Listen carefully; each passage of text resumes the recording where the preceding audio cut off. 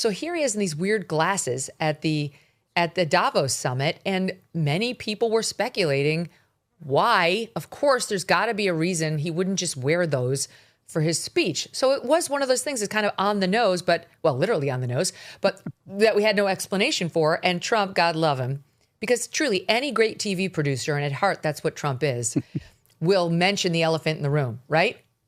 I mean, just as a quick aside, when Anna Nicole Smith went to the U.S. Supreme Court and I did my package for Brit Hume's show, special report, I did not mention how stunning and transformed she looked. She had lost like 40 pounds.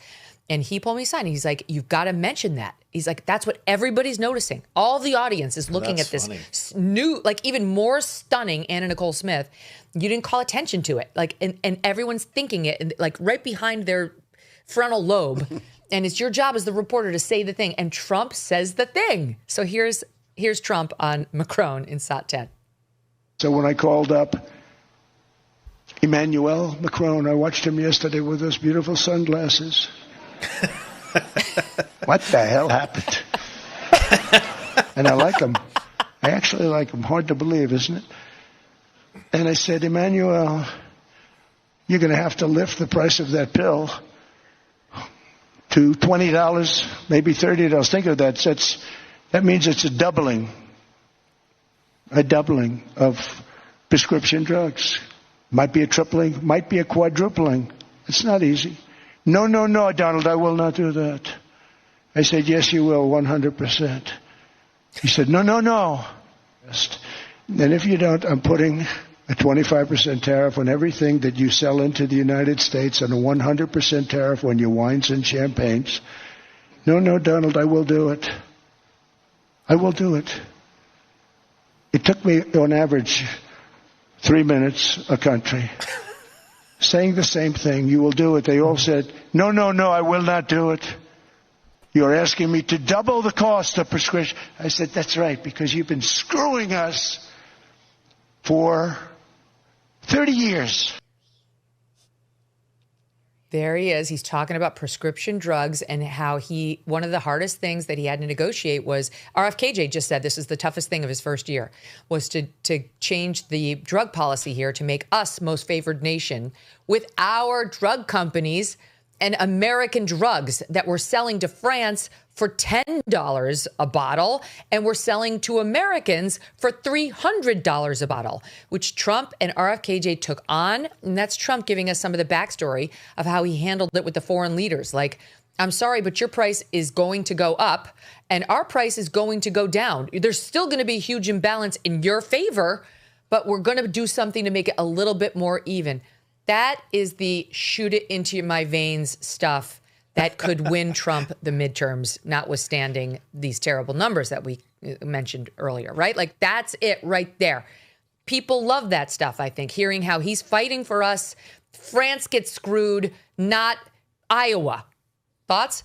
Well, Megyn, you're a lawyer, so I want to know what you think of this, because when I watched that tariff part very carefully today, and I had two reactions. They're opposite. One is he said that the president of head of Switzerland, I don't know if it's a president or a prime minister. We'll get to that. I have the Switzerland. He said, okay. She kept saying, but we're a small country. And he was so irritated by her, he raised her tariff from 30% to 39% just because he was pissed off. And I thought, okay, if I'm on the Supreme Court, he's just giving me permission to say he can't raise tariffs. But then as he went on, you realize he's using tariffs. It's not an economic, he's conducting foreign policy there, and in a very direct way. And, the Supreme Court is reluctant to interfere with the president's right to do foreign policy. So I was wondering which of those you thought would be more, would the Supreme Court would they notice those two sort of opposite? So I don't think they're going to notice.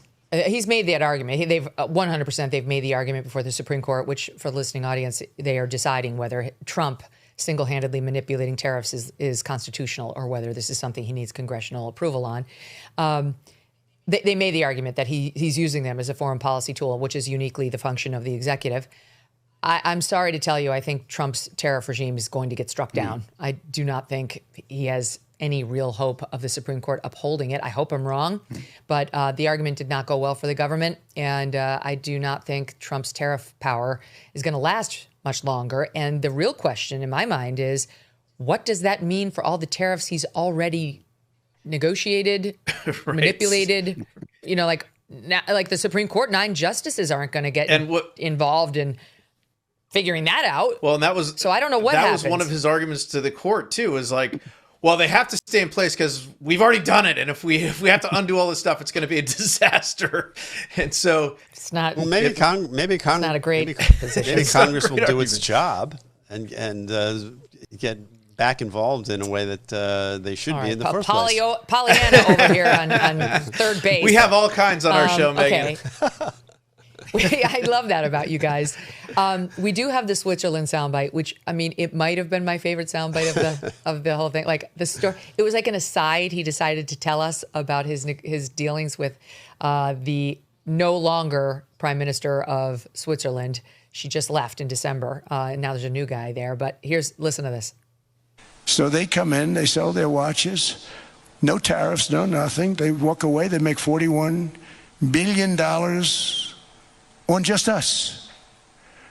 So I said, no, we can't do that. But I brought it up to 30%.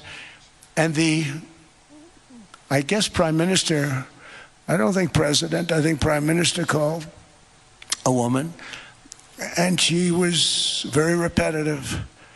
She said, no, you cannot do that, 30%. You cannot do that. We are a small, small country. I said, yeah, but you have a big, big deficit. You may be small, but you have a bigger deficit than big countries. He said, no, please, you cannot do it. Kept saying the same thing over and over. We are a small country. I said, but you're a big country in terms of... And she just rubbed me the wrong way, I'll be honest with you. And I said, all right, thank you, ma'am, appreciate it. Do not do this. Thank you very much, ma'am. And I made it 39%. And then all hell really broke out. And I reduced it. Because I don't want to hurt people. I don't want to hurt them. I realized with that, I don't know, because she was so aggressive. And I realized in that conversation that the United States is keeping the whole world afloat. There it is. By the way, I guess it's the president, not the prime minister. Yeah. Corinne Keller Sutter is out. Her term ended in December. Now there's a new guy, but there it is. I realized in that conversation that the United States is keeping the whole world afloat. I mean, if you could sum up the whole speech in one line, I think that's it. Like, he's done. The freeloading days are over, and we want something now. And the price that he's asking for at the moment, I mean, we talked about other prices he exacted, like, yo, France, you're going to have to pay a bit more for these medications so that we pay a little less. And you're so dumb to rely on all this like wind farm energy. And why don't you get more self-sufficient? So then you wouldn't be so dependent on Russia, Germany. But what he's really saying is, I want Greenland, and I kind of want it now. And that leads me to the unexpected hero of the week, Mort Halperin. You guys may or may not have heard him. You know the last name. And his son happens to be a very famous journalist by the name of Mark, who has his own podcast called Next Up with Mark Halperin, and it's on the MK Media Podcast Network. And Mark had his dad, Mort, on his show last week. And his dad, I think, is 92. And at first, I, like you, I'm like, why is he putting his dad on to talk about the foreign policy issues of the day? Well, it turns out his dad is a pretty famous foreign policy expert who worked for the Johnson, the Nixon, and the Clinton administrations, actually in government roles. I think both at Pentagon and at State, if I'm not mistaken, and knows a thing or two about foreign policy, and in particular NATO, in our history with NATO and the United States' role in NATO. We played this on AM Update the other day. Listen to Morton Halperin on the Greenland issue. At the end of the day, our alternative is not to use military force. Our alternative is to leave NATO. And our position has always been, we will tell you what we need to remain in the alliance. And you will tell us whether you're prepared to do that. And if you're not, we won't be able to stay in the alliance. That's perfectly reasonable. Perfectly reasonable. And this is obviously a Democrat. He's connected with the Open Society. Like this is not a right-leaning guy. And he went through on Mark's show some of the examples. Like at the beginning of NATO, the U.S. wanted the Germans to rearm. And the rest of Europe did not want that at all, given what they just been through in World War II. They did not want it. They were forced to agree to it. The U.S. said, we'll only do NATO, the formation of it, if we're allowed to put nuclear weapons in Europe. The Europeans didn't want nuclear weapons in Europe. We said, you will agree or we're not doing it. They did it. He had multiple examples of where we, as the big dog of NATO, said, we understand you don't want it. We don't give a shit. It's happening because we're the most important member of NATO. So that plus the Don Roe doctrine make me say, I get it. And Trump is out there like, you're a bunch of freeloaders. This is what we want. Stop complaining and just give it to me. So do we think it will happen? Okay, we've fleshed out some of the arguments for and against. Do we think it's going to happen as a result of today or Trump in general? Tom?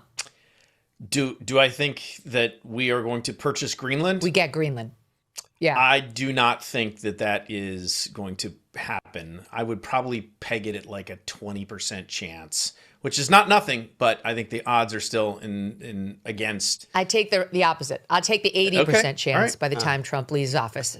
I say we have Greenland. It's a territory. It's not going to be a state. Nobody wants them to have voting rights as Americans. What do you say, Carl? I think it's going to blow up in our face, and Greenland's going to end up as an independent country with a government that resembles Mamdani's cabinet in New York City. Oh, good God. Oh, man. Okay, Andy. Well, I will say that Mort Halperin is a very prominent foreign policy expert, and it's great that he's still with us. I'm glad to hear that, and I'm glad that he's still talking.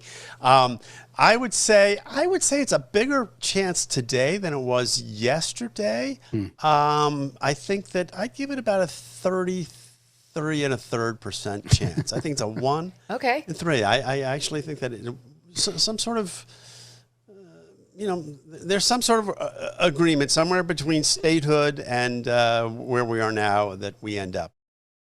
A new year means new financial goals, like making sure your savings are secure and diversified. Will this be the year you decide to talk to somebody from Birch Gold Group? You know, you've been thinking about it. They use an educated approach with a deep understanding of macroeconomics. There are forces pushing the dollar lower right now and gold higher, which is why they believe every American should own physical gold. So until January 30th, if you are a first-time gold buyer, Birch Gold is offering a rebate of up to $10,000 on qualifying purchases. To claim eligibility and start the process, just text MK to the number 989898. Birch Gold can help you roll an existing IRA or 401k into an IRA in gold, and you are still eligible for a rebate of up to $10,000. Consider making right now your first time to buy gold and take advantage of a rebate of up to $10,000 when you buy by January 30th. Text MK to the number 989898 and claim your eligibility today. Again, text MK to 989898 now. Thanks so much for watching. If you like what you just saw, hit the subscribe button for more clips and full episodes.